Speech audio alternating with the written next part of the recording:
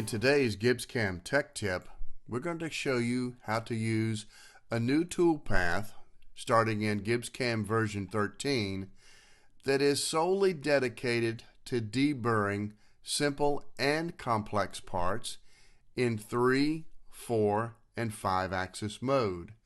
As you can see here, this machine is a 5-axis machine, and we're deburring this pipe in 5-axis mode.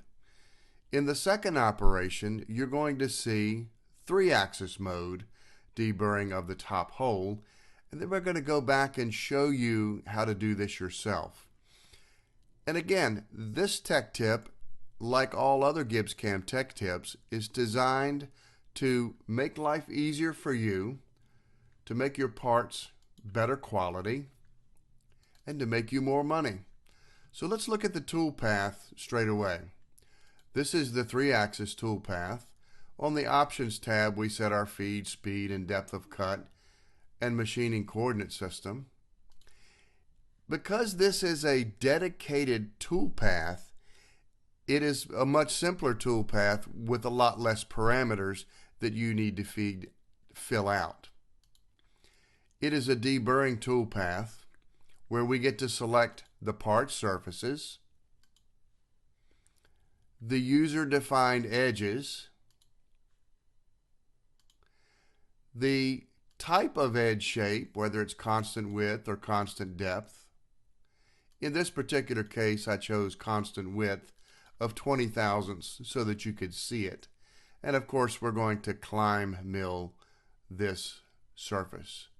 In tool axis control, we're simply going to select 3-axis, and in the link tab, we're going to set the clearance area to automatic and to clearance blend spline. We'll talk more about clearance blend spline in just a little bit. If you have seen our video about clearance volumes, you will understand how clearance blend spline works. So let's look at this toolpath now, since we just created it. Let's look at just operation 1. So this is a 3-axis deburring toolpath for the inside of that pipe. And as you can see, it uses the lollipop tool, or it can use a ball end mill. Now let's step ahead and look at the 5-axis toolpath and how we created it.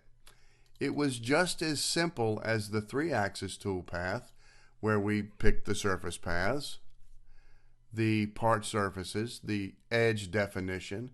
We can pick edges to exclude, and the tool axis in this case is 5-axis simultaneous. We can also damp the rotary axis. In other words, I told it not to exceed a tilt angle of greater than 30 degrees.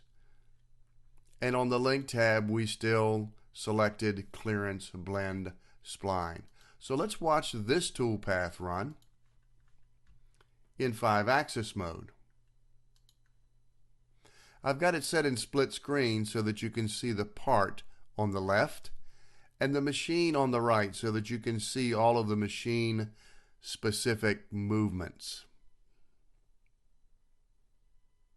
So what we just showed you was the new deburring toolpath in GibbsCAM version 13. And we showed you how simple it was because it is a single-purpose dedicated toolpath. We want you to know that your reseller is behind you and is ready to help you at any time. And this and all GibbsCAM tech tips are designed to make your job easier. So call your local reseller to find out how they can help you.